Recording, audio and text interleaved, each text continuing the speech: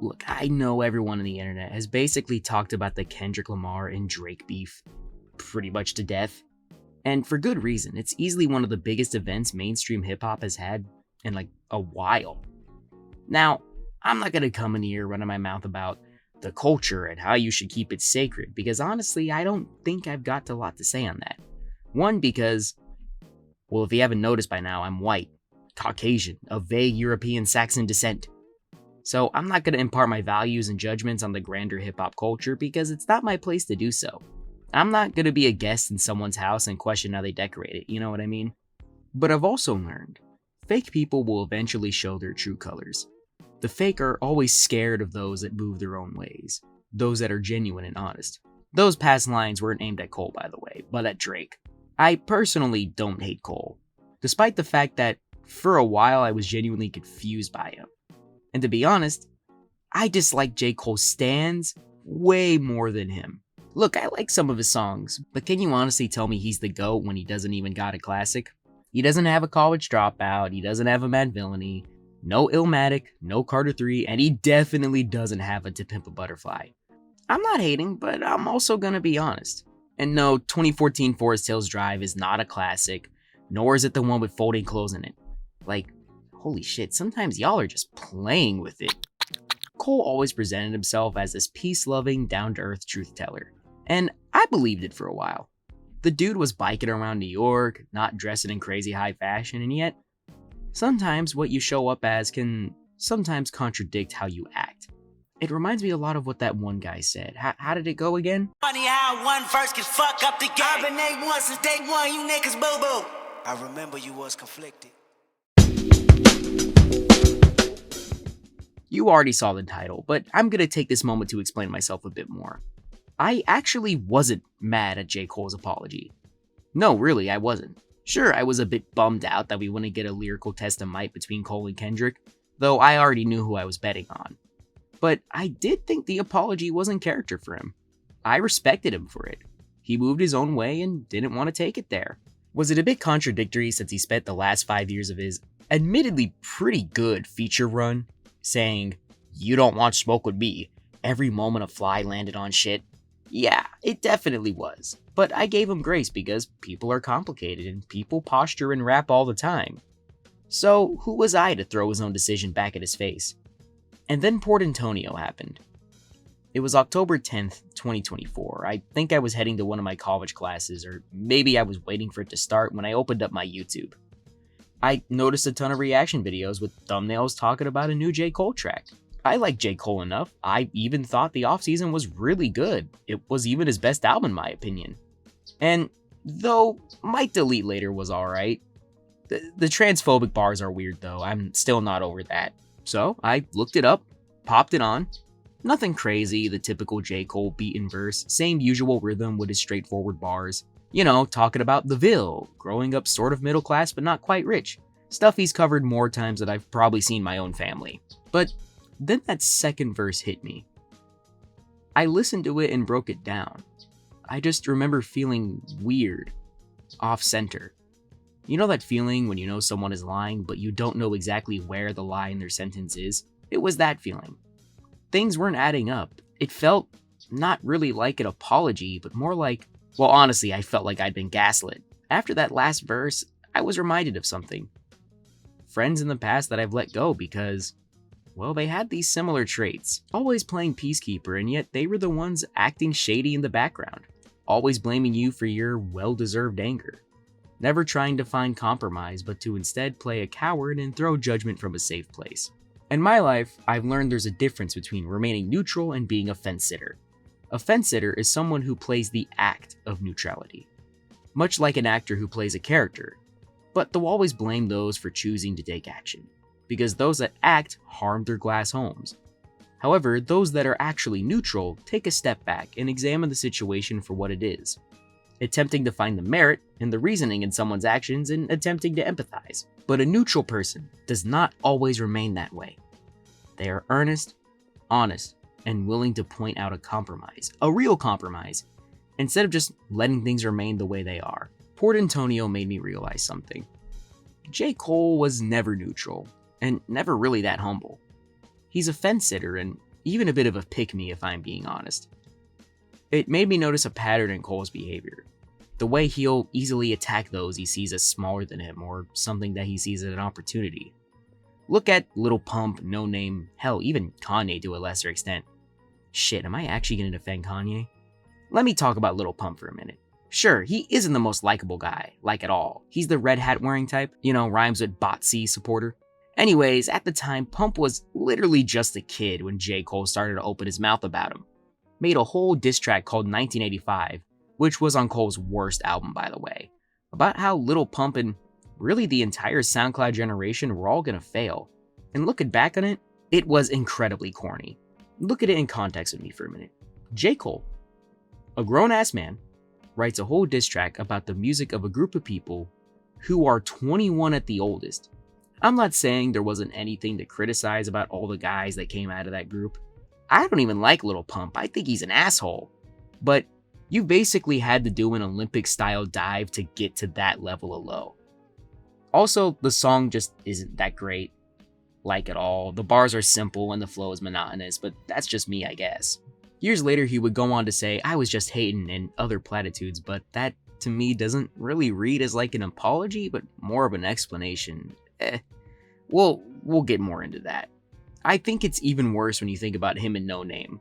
No Name had a pretty reasonable criticism of J. Cole, essentially criticizing artists that make almost all their music about the black struggle in America, of which I will not comment on because I don't think I have the space to comment on that. But when push comes to shove, where are you? That's honestly a pretty valid thing to say, a bit aggressive, but not undeserved. In fact, I'd go as far to say that that's pretty punk rock, which is always respectable. Now, how do you think J. Cole decided to respond? I'll give you a minute. Yeah, he basically released a track that could be paraphrased as, "Stop acting so high and mighty. I'm just a guy." Huh? That's what you got from that? Respectfully, whenever someone hits you with the, well, you think you're high and mighty, or stop acting like you're better than me because you genuinely care about a political issue, that's more of a sign of their immaturity, at least in my eyes. Of course, Cole would backpedal like he usually does. But, and I can't believe I gotta defend this guy in 2026, is when Cole released False Prophets. Look, Kanye was acting wild in 2016. Maybe not as out of pocket as he's been for like the last 5 years or so, but he was acting terrible. Oh, and before I say anything else, Kanye, Ye, whatever you want to call him, didn't have a point in all the things he did. He was having an episode, I understand that, but you can't excuse the literal Nazi behavior. Two things can be true, and if any of you Ye stans want to tell me he had a point, that's gonna be hard with, it all in your mouth and all. Anyways, around that time, Cole released False Prophets, and despite what any J. Cole fan has to say, let's not act like a lot of, if not all of this, is about Kanye West. I mean, Cole has gone on record to say Kanye was a major inspiration to him, so I completely get why he made this track. In fact, I'd say it's pretty valid that he'd even do this in the first place. And the crazy part is, I think the song's actually pretty good. He's really got something to say here. But when push came to shove, what did he do? He says, "Nah, that wasn't about you, Mr. West. It was actually about me." What the fuck are you talking about? Again, it's this strange way he carries himself, always stepping out to talk shit or throw a stone and then going, actually, I'm not like this. I don't ever want to be like this. Like, it's just weird. Now, if he had apologized and had been honest, then that's fair, but there's always these weird excuses from him. Like, everything in his life is never his fault or there's some sort of other reason. And not just because it's his decisions. Like, there's always something else, always complaining about being number 2, being counted out. Like, dog, you have a fan base that obsesses over you. You're in the top 5% of people. You own a Lambo. Who's counting you out? Okay, so most people like Kendrick more. I like Kendrick more, but who cares? You literally have many platinum hits. Stop this baby boo-boo shit and get in the studio. Fuck. And it frustrates me because this feeling seems to boil into all his fans. Whenever some video where someone talks about Kendrick or Drake or any other rapper that came from that crop of people in the 2010s, there's always a good few comments of people having to bring up their work in comparison to Cole's.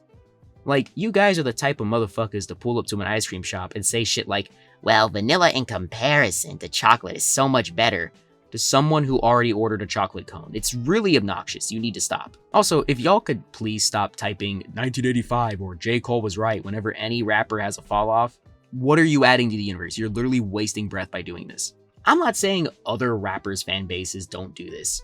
As a Kendrick fan, some of the new gen Kendrick fans are pretty fucking annoying about this as well. But I feel like Cole fans have been like this since I've been in high school. And I'm trying to respectfully give out some advice here. How could you expect J. Cole to move on his own when you're defining his path based on others? I know this video got super ranty, and to be honest, I don't usually like making these very negative videos. I try to be as reasonably positive as I can be, but man, I'm tired of just the way J. Cole carries himself. I'm not above being negative, standing my ground, and just venting my frustration. Is this me calling him out? No, the dude doesn't even know I exist. I'm more so making this because this is a great example of a lesson I think many of us have forgotten in the internet age. Don't worship false idols. Or in a more grounded sense, don't attach your identity to someone that doesn't even know you're alive. I'm not a religious man, but I think these ideas have applicability to many things in life. Let me just put this here, I'm a Kendrick fan, but I don't know the guy. I'm not gonna defend everything he does. I like his music, and if he does some weird shit, yeah, I'm gonna be honest about it. I think it's weird. Look, I grew up on Kanye West music, and I think the way he's been acting for honestly the last decade is terrible. I don't even listen to most of his songs anymore. I just go back to his old albums because nostalgia's a hell of a drug, I guess. I probably should get off of it. And to be honest, I think a lot of the J. Cole fan base needs to re-examine this guy. Maybe use your critical thinking a bit. Hey, if you still like the guy, hey, look, that's valid. I'm not asking you to hate the guy, but maybe apply some accountability to people who are famous and don't know you exist at all. And start expecting people to be more honest, even with themselves.